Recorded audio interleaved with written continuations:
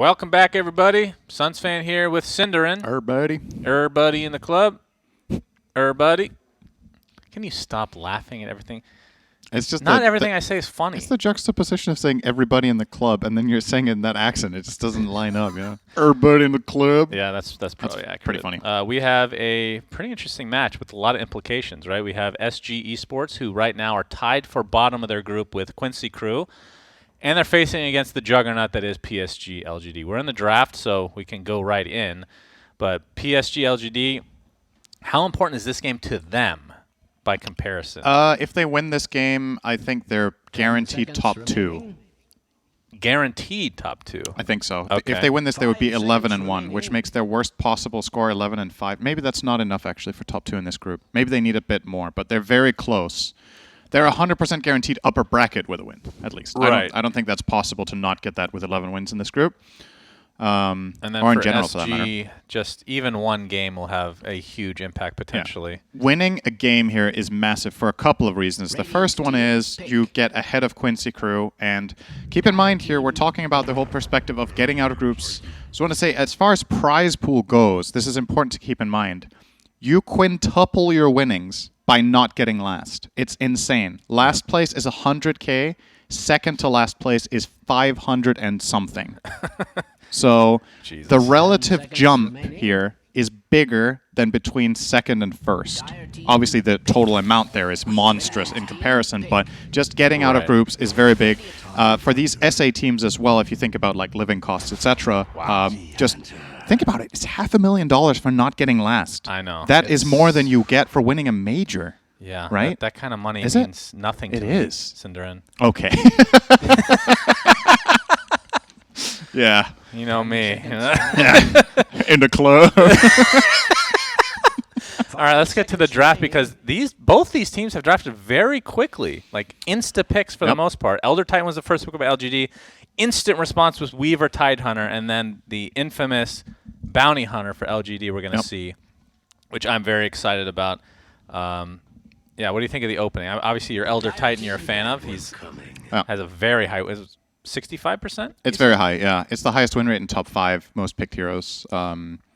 And they play it exceptionally well on LGD. I think both Jinq and Innocence might have played it already. Innocence Y, sorry, that's the name he's showing.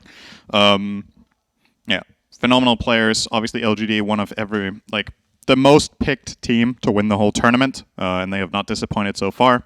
They're sticking to their guns here with a strong Elder Titan pick. SG Esports opening of Weaver Tide. I like it a lot. I think Weaver is going to gain more and more popularity. It has already been first phased in a lot of games, but the flexibility of being able to play it support and carry, as well as the impact that the Aghanim Scepter has when it comes to saving heroes, which is always strong in these TI tournaments, it seems. Saves have been valuable for many years. And you get a pick that's flexible, technically. Yeah, Tide and Weaver, minus armor strategy. Tide can be a 5 or a 3. It can even be a 4. It's something we saw Tundra play, which obviously aren't playing at TI this year, unfortunately. They peaked a bit too late in the season. They played very well right before TI, but unfortunately after the qualifiers. Even in the qualifiers, they played great. Yeah, they lost the finals 3-2 to OG, who are currently tied for, I believe, or they're second in Group A. So... you know, that was a rough run or a rough opponent to have to face in the end. So you get that synergy there. And also, again, something that just seems to be strong at TI in general, team fight and saves. And you've got that with these 2 picks. LGD's Bounty Hunter is a little bit of a curveball. Cool hero against Weaver because of track. It's a more skirmish-style hero, not very good at team fights. So we'll see if LGD can strategize and set things up in a way so that they get to play in that way. And I want to say one more thing about LGD. We talked about this in the last series. They played a strategy in the groups here against Vici Gaming where they ran Visage Luna, which felt like kind of a pocket strat because of the amazing synergy these 2 heroes have. I wonder if LGD have something special with this Bounty Hunter as well, and they're kind of just using their strong strategies, testing them out in an official setting, and it's always this balance you talk about when it comes to strategy in these tournaments. What is stronger? Is it hiding strategies or being intimidating because there's just overwhelming amount of strategies you need to counter and bans for the enemy team, right? Right, yeah. That's kind of what the Wings mentality, right? Which they just played whatever they wanted. That was good. They just play whatever, and that means you literally can't pick against them. Yeah. I mean, cards on the table, beat whatever strategy you want. You've got to... The array is too big, simply. Yeah. So very curious to see this first phase bounty for that reason. I think the only other team we've seen first pick bounty, at least you and me, has been Virtus Pro. They've been playing that as well. I will say this. I think, you correct me where I'm wrong, but in my experience talking to players, and obviously in the DC days, pocket strats aren't really that much of a thing. Like you come into a game, maybe you have your the lineup that you kind of want. Obviously, you might change it a bit based on what's being drafted, but like having these things that you're quote unquote saving isn't.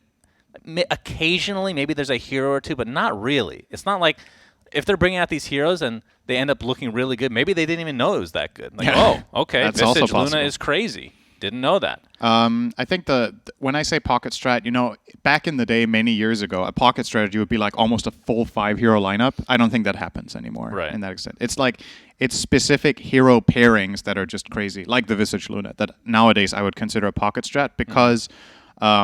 The way they interact might be something other teams don't know about, and also based on the tournament, we haven't seen other teams play it, and that leads me to think that it's kind of secret or unknown. But obviously, LGD have shown that now, so teams got to adapt to that. Love the Clockwork pick. Very good against Elder Titan. It's a hero that gets up close and personal, prevents him from casting his big teamfight abilities. He can also catch Bounty Hunter. When he is stealthing around. If you have a Sentry and an Observer pairing, you see Bounty is an easy grab. Bounty Hunter might go Force Staff for that reason if he's a support. And also, I like Clockwork with Weaver. Even as a lane, the Weaver can be carry and Clock can be 5. It's actually a very, very strong lane. Clockwork loves playing with ranged carries that hit hard. So, a lot of good things to say about this. I like what they're doing so far. Void Spirit's the next pick for LGD. Likely to be the mid hero. We don't really see much flexibility in that hero anymore. Nature's Prophet, on the other hand, has a little bit of flex. I mean, what are you expecting from the bounty? What position is this? Is there any flex? 3, 4? That's what I'm excited to see. Yeah. I think it could be position 1. Okay.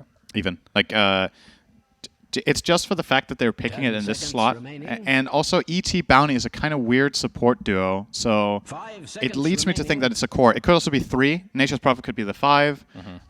Nature's Prophet could be mid. Like, there's all sorts of options right now for this LGD strategy. Technically, all 4 of these heroes can play 3 roles each, right? So ET can be 3, 4, 5. Bounty can be 1, 3, 4. It's probably the favored ones. 5 is a bit of a stretch, but it's doable. Void can be mid or off lane or position 4. And Nature's Prophet can play every role. So also makes it a bit hard for SG to draft lanes. Like, they can draft against the macro strategy that LGD is bringing to the table here, which seems to be skirmish-oriented, right? Void Spirit, Bounty, and Nature's Prophet want to play smaller engage type fights. But they do have a little insurance with ET for team fights. And I think Ember kind of fits the bill, right? Can match the skirmishing, has some catch for ET and Nature's Prophet when they're moving around, and Void Spirit, of course. I like the pairing of Ember Spirit with Clockwork as well. Another hero that takes advantage of getting set up. Ember Spirit can follow up with a massive burst, and you have a lot of single target lockdown together. And LGD's is... That's what I love about LGD. They're just so damn good that when they play these strategies where you're like, okay, I kind of see it, but let's see how it goes, they just execute on such a high level that they can play this like plethora of strategies that might not seem obvious or apparent how they're going to work. That is the mark of a potential championship team, that they can just do whatever they want almost, as long as there's logic behind it. We're going to get Lesh Slark Band and Storm PL. So one more band to go. And Naga. They're banning 2 illusion carries here. I feel like this is a bit of a tell, again, that the bounty might be carry. He sucks against illusion heroes. Yep. So, could be a thing still. Okay. In the cards. I would love to see it. It's been a while. And he's changed quite a bit with the Ags, with the way Shuriken Toss works. And I'm not sure how strong he is right now, but I guess we'll find out in the hands of quite possibly the best team at TI right now. Pretty good Morph ban as well. If the bounty isn't carry here, Morph could be good. They don't have the best solutions to him, SG, right now. And ET, being the bully that he is in lane as position 5, can enable a greedy carry like Morph, who sucks in lane a lot of the time. The first few levels, ET kind of bridges the gap, because sometimes, honestly, he can fight 1v2 and win. Let's see. Faceless Void. All right, Faceless Void. It is not a carry bounty. Unless it's a support Faceless Void. They play that. I mean, So not recently though, right? I don't think it's last tournament. Yeah, I don't know if they've played at TI. They've definitely dabbled with it, as have other teams with the time dilation changes. Remaining. But yeah, just to sum it up, ultra flexibility in this 5 lineup. seconds remaining. So SG it's almost like they're picking blind. You know what I mean? I know exactly what you mean. It's hard to. It's funny, like you're drafting against a lineup, you're like, how strong is this? What are they really going to do? It's a lot of the time it's harder than drafting against a really strong lineup than you understand. Like you at least know with what you're this up against, lineup, right? I would assume Weaver is now a support, right? Because Faceless Void is not a good matchup in the mid to late game as a core. Yeah, they. Which the could problem put with that is then Clockwork's your 5 and Tide's your 3, which I guess that's not a problem necessarily, but which means you're looking for the position 1 right now. Yeah, I think you are. I agree. Void, obviously a good pairing with the Elder Titan for the team fight. You're looking for something that can deal damage in Chrono, and right now you have Elder Titan combo, Nature's Prophet, and a little bit of damage from Void Spirit. So I think they can find their kills in the Chronosphere here. SG might be thinking about picking a carry that's not susceptible to Chrono. So Wraith King stands out as an option. Medusa. Also fine. I like it. I think SG's draft is pretty good, and I think it has ways to win against this. I believe I speak for both of us when I say I think PSG.LGD should 2-0 this series. But strategically in this game, I don't think it's like a massive outdraft of any kind. So that's a good start for SG. If you're playing against a team that's better than you, it's really important you're not outpicked, right? Because then you're not only facing a superior team play, superior skill, but you're also facing superior strategy. I think in this game, SG have a clear-cut way to win. Get a farm Medusa, group up, and play the team fight. We're seeing Theolicor playing the 4 Weaver. When that gets Ags, it's amazing against Void. So definitely ways here for SG to do it. And for LGD, I'm just ready to be blown away. I think this lineup is very chaotic in nature, something that, like you pointed out, Wings used to play. Yeah. A lot of different stuff. Harder to execute than a normal lineup, right? Which it feels like LGD just pushing the limits of what they're capable of. Yeah. And they have not disappointed yet, so we'll see what happens. But yeah, this, of course, game 1 of this 2-game series between these two teams, and we talked about it at the beginning of the game, but in case you're just joining us, LGD top of the group right now. And, I mean, I'm not saying these aren't important games for them, but these are far more important for SG for sure, as they are tied for bottom with Quincy Crew at this moment. Any game win for SG here is huge. It could literally be the game you win that's worth 400 grand. Yeah. Minimum. So that's a terrible way for them to think about it, though, it's because good that's extra pressure. Right. It's good to not think about it. But from an outside perspective, you know, when you look at it from a realistic standpoint, you're struggling in groups. You're not one of the best teams here. Just getting that jump is big. Yeah. It's really big. Unless you're into club and you don't care about that 500K. But, you know, I don't know. I can't get over that. That's so funny. Yeah, well, you know me. Yeah. I love that.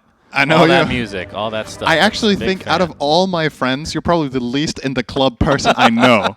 Yes, I am. You don't like drinking, you don't like partying, and you don't like loud music. So it's like literally nothing for you in the club. There's a couple bands I like that are loud music, like System and Metallica. Yeah, but would they be in the club though? No, definitely not. Maybe a few years ago, but yeah.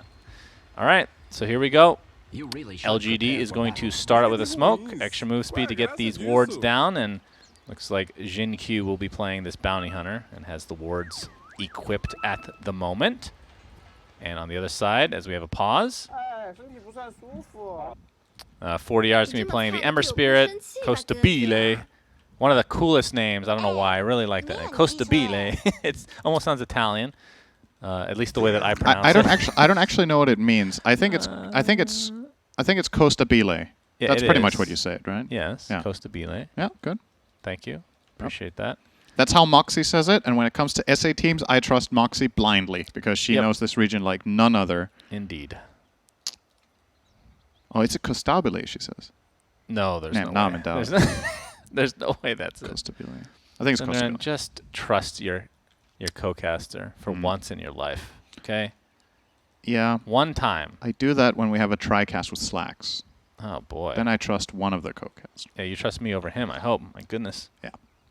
I do. You got me. Yeah, Elder Titan continues to get picked despite having a ridiculously high win rate. And we'll have to wait and see if that trend continues.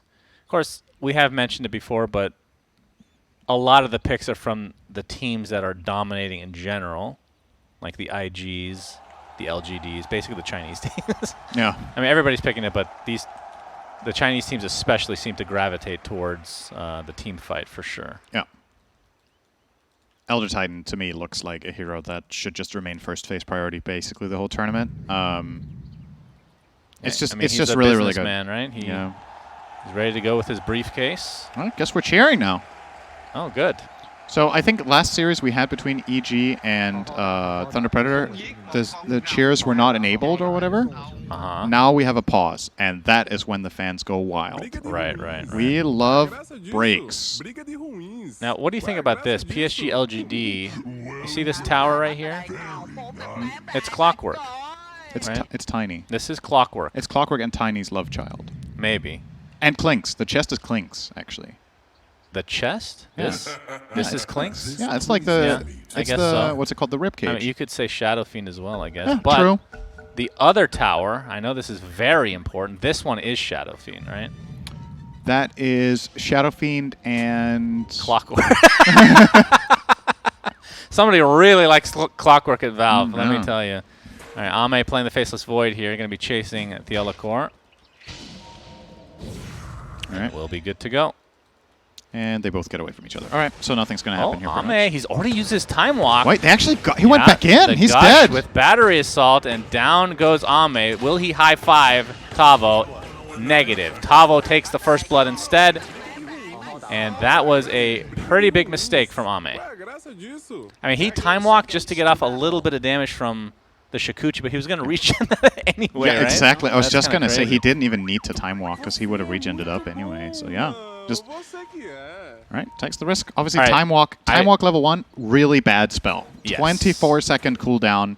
It becomes incredible with time, but only in specific situations is this a powerful spell on level 1 to survive only, basically. Yeah, still going to be a split of bounty runes here, it looks like. I mean, that just, again, it's a one time. Oh, he didn't find the ward yeah, either. That's actually really close. But that just looked like overconfidence. Like, you're facing an SG team that's bottom of your group. You're the big dogs. Everybody's saying you're the top team to beat at TI, and the discipline has to stay there. I mean, we've seen most teams that have been favored to win TI have not, as we've talked about before. Yeah, so we had this conversation yesterday, and I just want to reiterate how obvious that kind of is, that in a tournament with 16+ teams, the favorites will win less than half the time. You got a problem with that, Syndran? No. Oh my god, look at this chicken. I forgot this the tears. The tears coming out of its eyes. Oh no. That is, what are we going to name this little guy? Johnny. I was going to say Slacks because it actually does remind me of him. He's just screeching away. Poor chicken, man. Why is he holding it hostage? Like, what does Bounty Hunter have to do with chickens? It's a courier. Yeah, but he kills. This is not, like, why not just kill it? It's dead, and he's tied it up so he can sell it. So its tears have frozen in time? Yes. It was dead. It was AA ultied, and then he killed it. All right. Yep. Good to know. Wow, that is actually hilarious. One of the best cosmetics of all time, I have to say. It is kind of nightmare material. Like, you look at that, and then you look at his mask after, and it's like, honestly, just some sort of... Well, that's the thing. You look at this, you're like, what the hell? And then you look here and like, okay, that makes sense. Yeah. That's the kind of person that would do that. But for sure. that is honestly the plot for a scary movie right there. That mask and that chicken. Yeah, if you guys are making an SFM from a horror for next movie. year, like Slacks and I went through a bunch of SFMs. You know, we do this every year where we rate them. And the biggest thing missing is story. Yeah. People are really good at making SFM, but not so good at the story. This is the beginning of a good story here. This is the villain, though. You need to free the chicken. Okay? This little guy needs to be freed somehow. I thought we just established it was dead.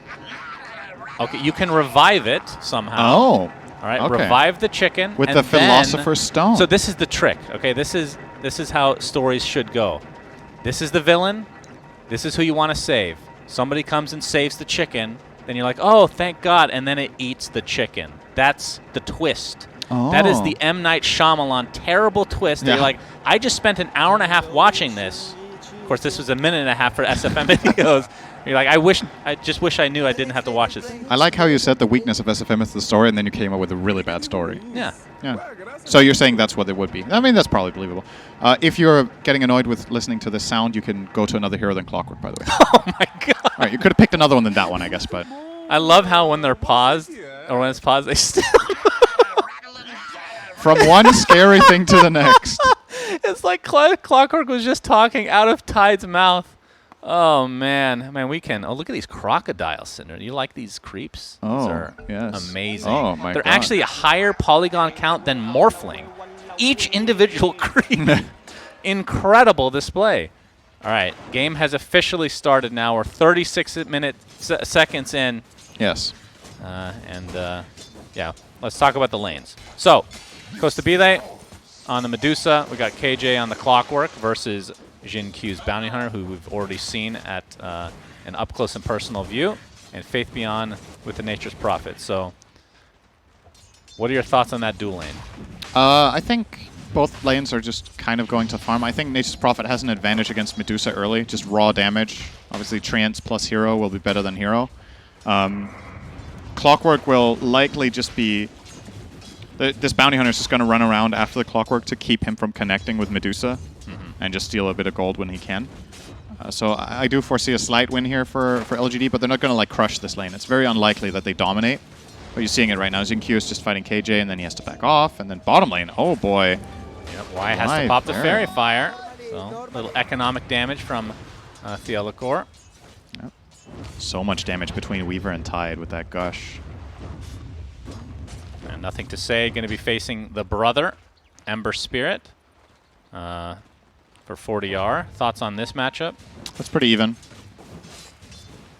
In many ways, I think one of the more even matchups in mid you get in general in this meta, to be honest. See, they're going at it. Yep, they sure are. Adriano is... Nothing to say, 12-3, 40R, 11-0. So very even start as the Courier's actually taken out. Theolacor gets credit for that. We talk about how much Bounty Hunter can kill Couriers, but Weaver pretty good too.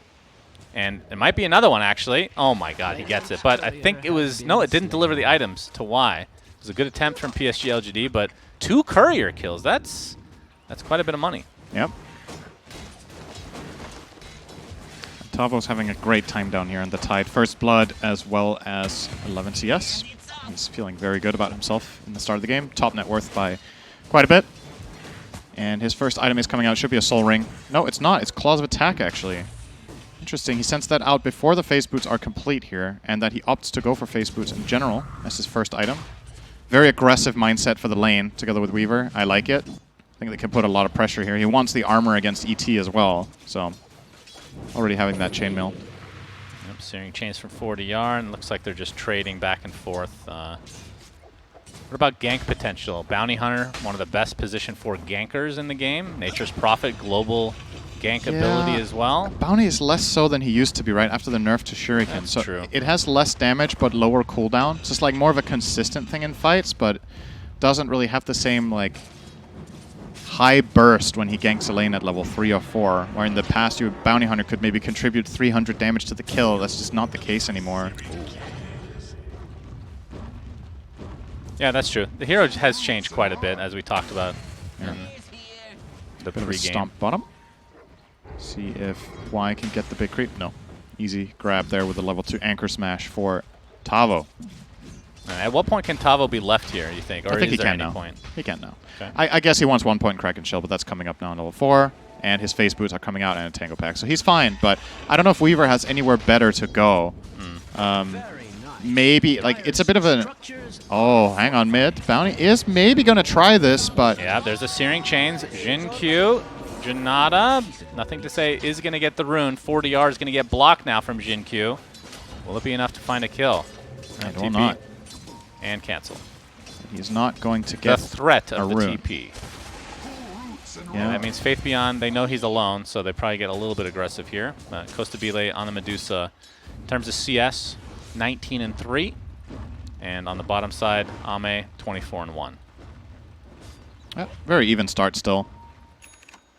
And I think that's something to say about SG's run so far, right? Their win record isn't very good, but I feel like compared to some of the other teams in the lower end of this bracket, or in this group, I think SG's average performance in early game has looked pretty solid. Oh, Echo Stomp. So. Yeah, I was surprised because obviously we're not able to watch every single game. Oh, that's a good bash. The Alacor they might still heavy get damage. Y. Anchor Smash doing some damage as well. Y on the run in the trees. The Alacor ends up getting credit for that one. Ame still has his time walk, so just going to trade a bit and back to the tier 1. But yeah, like I said, we haven't been able to watch every single game. I was surprised to see them at the bottom based on the games that I've gotten to catch so far from SG. They've looked pretty solid. Yeah. I think among the teams that are in contention, or I don't know if you would call it that, are at risk of getting eliminated, I would say this is the team that looks the best. I think they, depending on if you consider Astra at risk, they kind of are technically. It's still a lot of things that need to happen for that. But among Quincy Crew and SG and Thunder Predator, I think this is the team that's looked the best out of those three on average. So definitely wouldn't be surprised to see them claw their way through. Yeah, I would also say the team that has underperformed the most, though, with higher expectations is Quincy Crew. There's nothing to say. Astral steps to the high ground, and we'll be able to kill this swarm no problem. So rotations did come through from SG. Oh, they couldn't kill Tavo bot. They spent 3. Oh, maybe the stomp! Oh, just barely clipped him there. Yeah, they sent 3 heroes there and chased him for a good 20 seconds, and ultimately Y does get it there with that Echo Stomp. So 3 heroes committed by PSG.LGD bottom. They results in a kill, and SG 3 heroes committed to mid, and basically no damage done. Adriano's going to start chasing down. Nothing to say here with the Flame Guard. Good damage. He is obviously going to be fine here, but should never underestimate the value of just harassing. I think a lot of players, I'm not going to, not pro players, but a lot of players that play this game casually. You're talking about me. Yeah, are very, very focused on the value of kills. A lot of the time, not killing a hero can do a lot, right? If you pressure them non-stops, they have no resources. That means, effectively right now, Nothing to Say can't do anything on the map. Because Adriano's got him down to half health and low mana, so if he keeps pressuring him right now, he can't make any moves. And he's not really at risk of dying, because, what's Void Spirit going to do in return? Not much with the 200 mana here. So not killing, but dealing 500 damage is great. It's a strong play, and you need to make those whenever you have an advantage. You want to stay ahead, and he's not ahead on farm, so he's got to get ahead on the the also behind on levels. So PSG.LGD definitely at the advantage in the mid lane. Why? Battery Assault. KJ and trouble. Doesn't have cogs quite yet, but the Alacor is here with a great mobility, and yeah, probably trying to get the deny there, but not to be. I love playing Clock against DT. It's so nice when you find him like that. Elder Titan is such a bully. Oh, Jin Q. Oh, this would be a huge kill. Nature's Prophet's on as well. Oh my god, Faith Beyond with the Wrath of Nature. Don't see that very, very often with the actual kill tick, but big kill on the Kustabile. Yeah, very, very nice. That is something Bounty Hunter will always do well, is scouting. That is a really big part of the hero, and against these heroes that want to go in the jungle to farm, Bounty Hunter can find opportunities that you might not ever have been able to otherwise. Yep. We are seeing Xingqiu max out the Shuriken Toss even after these changes, still valuing that spell the most. It makes sense. You're a support. You want to get track, and then you want to have max level Shuriken. You just want to throw it whenever you can to deal teamfight damage and skirmish damage. And he's off to a pretty good start here. Like, Bounty Hunter has these games where he's like level 2, minute 8. This is not one of those games. He's level 5. He's found himself a big kill on the Medusa. KJ is going to find him here, however. Yeah, they're going to get some retribution. He's dead. Trying to get the last hit for Kustabile, I would assume, but Battery Assault is just too good, man. Such a good spell. But this will clear out the jungle a bit for Kustabile to be able to get back on track. And in terms of net worth, actually, middle of the pack. That is actually a little surprising. So even despite that death, I thought he'd be off to a little bit better start right now. The other court. Oh, Astral. Yeah. Not going to happen. The Aether Remnant wasn't able to connect it. That was basically the win, or the kill condition. Battery Assault again. I feel like I've seen this movie before. Yeah. Why not able to do much, but reinforcements are here. Well. The Aether Remnant with the setup from the Sprout. Now Tavo is coming to swim on his backside. Nothing to say, still has his Astral Step, so we'll be fine. So it ends up being a wasted TP from Tavo here. Faith Beyond is in trouble. He does have Treants. He's going to need to... Ravage for it. I don't know about that one. Oh, look at it. It's a kill. He's like, you know what? I TP'd here. I have to use a spell. A big one. Or else it'll feel like a big waste. Might I suggest Gush? He does have another jump here. Nothing to say. I think he was definitely in the fog, right? So, nothing yeah. to say is fine. So, might have been TPing from his perspective. It's true. I think KJ did use the cogs, though. They do give a little bit of information and vision. And I think maybe he could have connected for the battery assault. But you're right. Playing it safe there. And it is a core kill on Nature's Prophet, so it's not bad whatsoever. And there's a high chance that he wouldn't have found any other use for Ravage. Anyway, in the next 2 minutes, so probably completely all right. Well, Ame's got his Mask of Madness and has been left to his own devices in the bot lane, which is a very scary proposition if you're an SG fan. But the Tier 1 tower, looks like SG's going to clean this up. Fortification is activated, but it's just going to delay the inevitable. Yeah, that will be a good pickup for them. Adriano, double damage. Gonna grab it.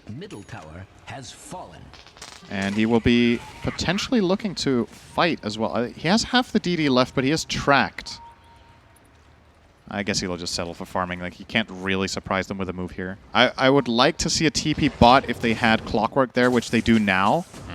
Killing Ame there would be great for them, but not going to happen. Yeah, something we haven't really talked about, which we might have to hold the horses there, Cinder and KJ.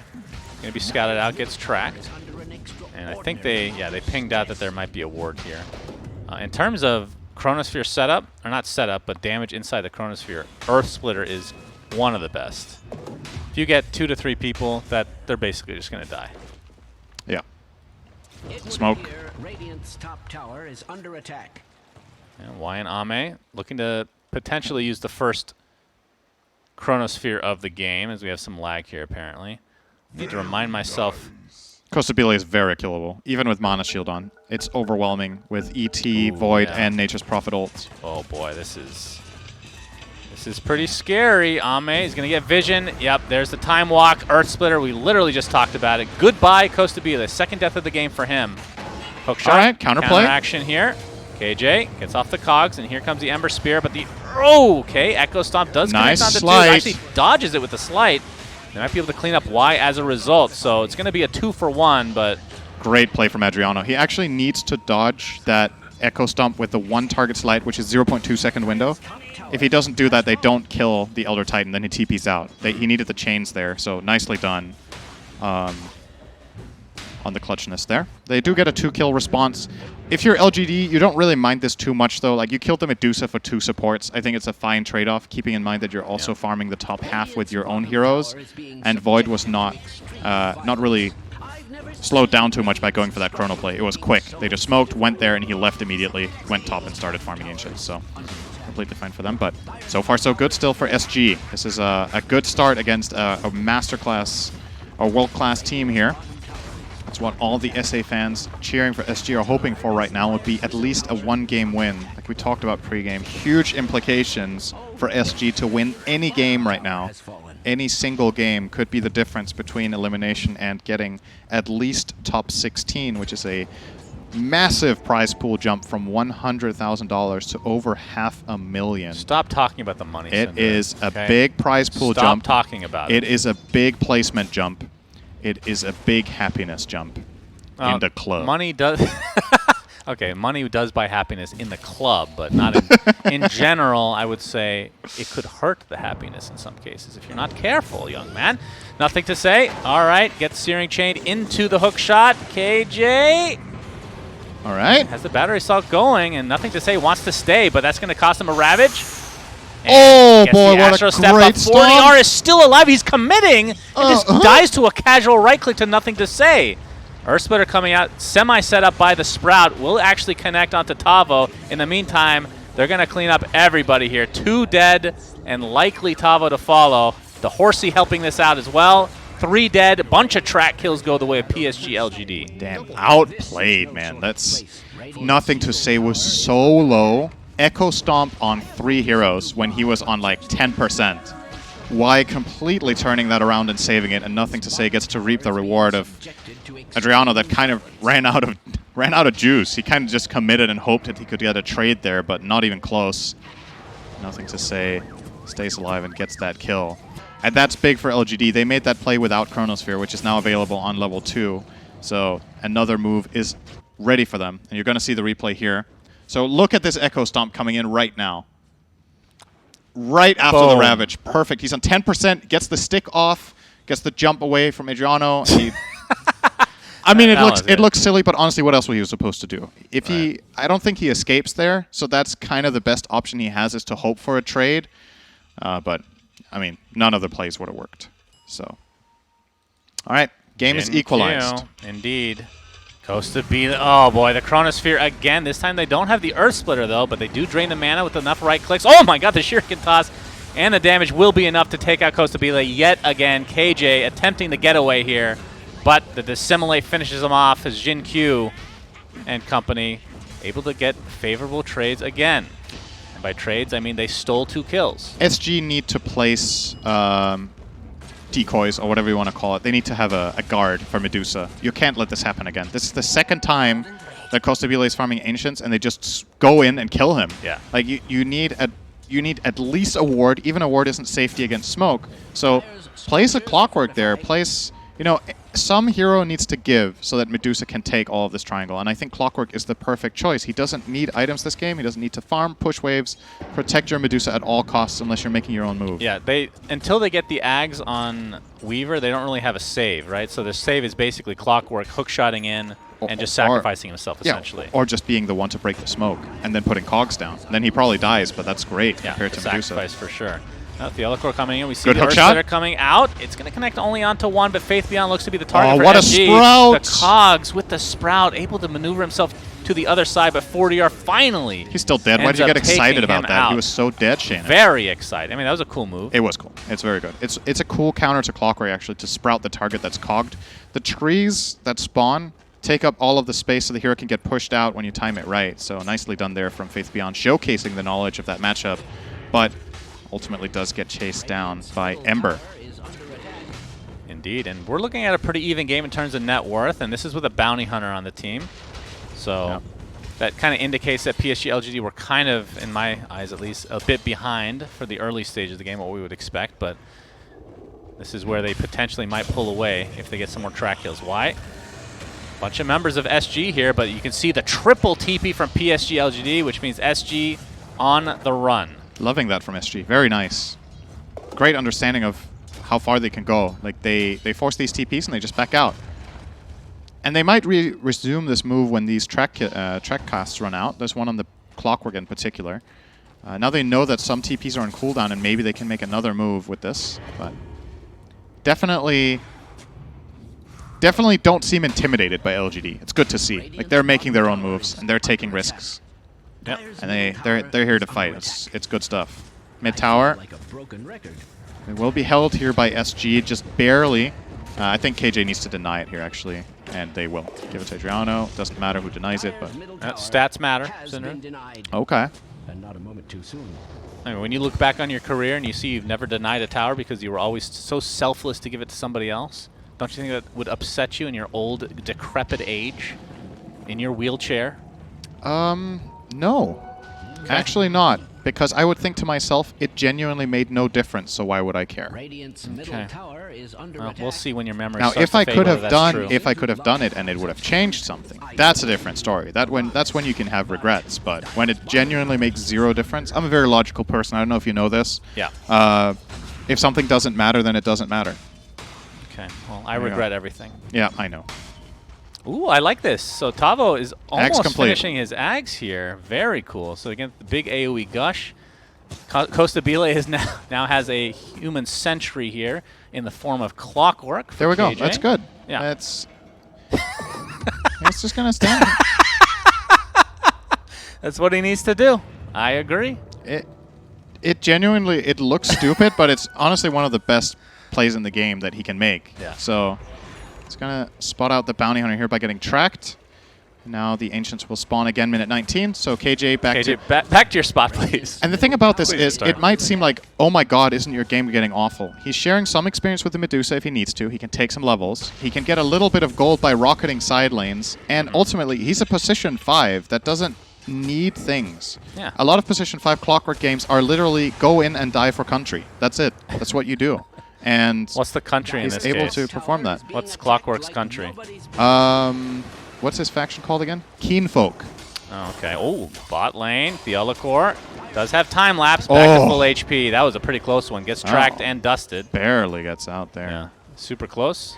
Has the Quelling Blade against Nature's Prophet, of course. Oh, I technically did not miss killed that kill. Ame is dead. What did they use? Ravage? Yeah. I don't know. I caught the dead body just arriving. I think it was slight chains into Ravage with hookshot. So they used a lot for that, but it's also a big kill. Yeah. Costabile is now over 1,000 ahead of Ame here on the Medusa. And they're going to look to get into the enemy triangle immediately. Forcing out Y and going to steal the Ancients, I believe, here for SG. Very nice. This is what you want to capitalize when you do kill the enemy carry and you have a power play. Take away this value on the map. When Ame respawns, this is where he would want to go, but there's no gold. So this is not just you getting the gold, it's the enemy carry not getting it. So let's say those two camps were worth 150 or 200. It's effectively 400 gold there. Yeah. Because that was theirs to take. A net worth swing, as we call it. Yes. In the biz, Cinderin. In the club. Man, I need to adopt that.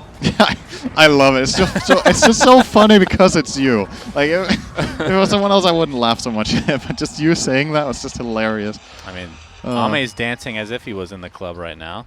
Yep. And Chrono is up. Earth Splitter is up. Everything is up, in fact. Yep. They're It's time to scan go. up, and Jinkyu going to lead the way. Take advantage of Ravage being on cooldown. Tavo, yep. That's who they're going to go for, the Earth Splitter with the bounty. Track, easy kill. Yeah. Track got purged off, though. Xinkyu with a bit of a mistake. Shouldn't true. cast that on the opening because obviously it's just going to get cracked off, and then you had it on cooldown when the kill was about to happen. That's when you want to use it. So a little lost efficiency there, but the big thing is still finding the kill. Muscle memory. Yeah, pretty much. You see somebody, you track them. Yep. That is basically the only hero in Dota except Abaddon that you don't track there in that chrono. But it was one of the two. So. Or anybody with an Eon disc. Yeah, that's true. So every hero in the game. You have to be careful. Technically every hero in the game. Thank you. Chasing 4DR right now. They do have Orchid. Yeah. Nature's Prophet could find an angle. Okay. Away he goes. Good read there. Faith Beyond with the Orchid, like you talked about, has the 9-second BKB now. So pretty strong start for him. And I would assume Shard, how fast do you get Shard with this here? I would assume relatively shortly, is nothing to say. Assimilate to the other side, gets cogged, has to Astral Step twice. Do they have vision for the hook shot? No.